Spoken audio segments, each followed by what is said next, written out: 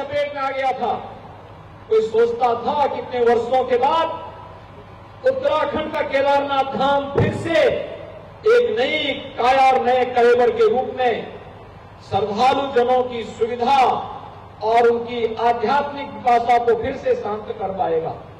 लेकिन हम आभारी हैं प्रधानमंत्री मोदी जी के, और मैं धन्यवाद दूंगा श्री पुष्कर सिंह धामी जी को कि आज बाबा केदारनाथ के धाम में जो भी श्रद्धालु जा रहा है वो संतुष्ट होकर के आता है। लाखों श्रद्धालुओं ने अब तक वहां की यात्रा कर दी है। बद्रीनारायण का दर्शन करने के लिए जो भी जा रहा है अभिभूत होकर के आ रहा है। गंगोत्री और यमुनोत्री का दर्शन करने के लिए पूरा देश उमड़ रहा है, और उत्तराखंड तो पर्यटन का एक नया हब बन रहा है।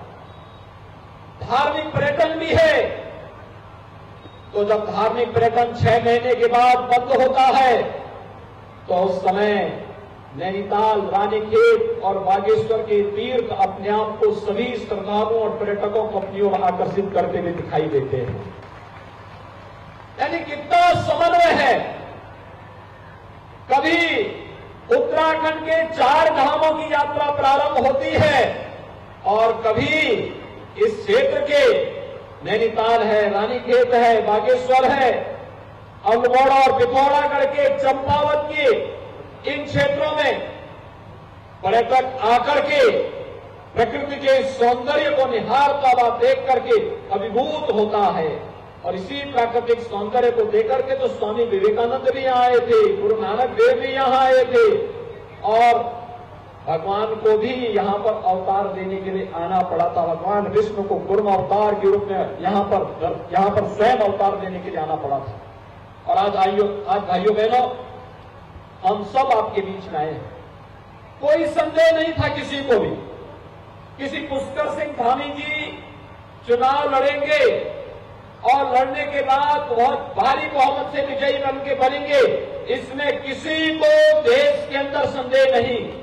लेकिन भाइयों बहनों, याद रखना, जब तक सफलता हमारे हाथों में ना आ जाए तब तक हमारा प्रयास अनवरत बना रहना चाहिए।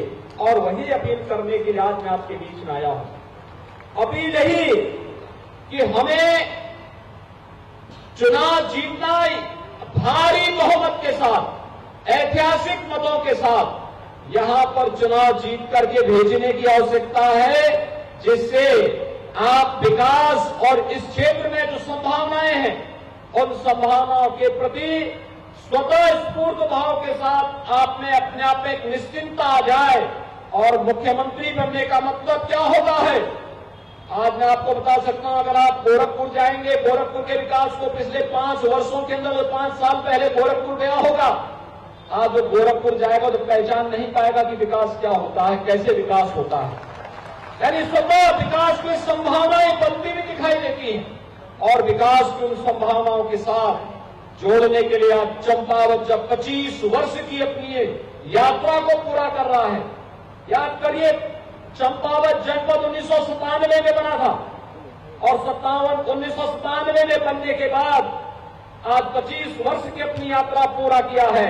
तो 25 वर्ष के बाद ये सौभाग्य आपके पास सामने आ रहा है कि विकास के साथ जुड़ने के लिए स्वयं मुख्यमंत्री आपके पास आए हैं। आपने तो सुना होगा कि प्यासा कुएं के पास आता है, लेकिन भाइयों बहनों, पहली बार कुआं प्यासे के पास आ रहा है। विकास की पिपासा को दूर करने के लिए और विकास की इस प्रक्रिया के साथ जुड़ना अपने आप में एक सौभाग्य की बात है। नित नए रोजगार के अवसर सृजित होंगे, धार्मिक पर्यटन विकसित होगा, इको टूरिज्म विकसित होगा, विकास की नई नई संभावनाओं को आगे बढ़ाने का कार्य होगा।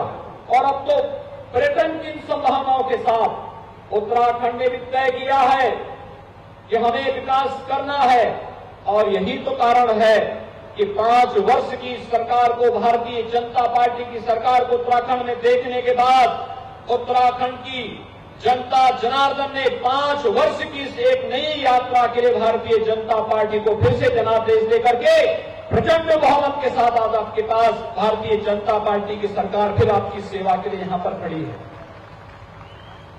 एक नई टीम के साथ, एक नए उत्साह के साथ आज उत्तराखंड में श्री पुष्कर सिंह धामी जी के नेतृत्व में सरकार काम करना प्रारंभ कर चुकी है।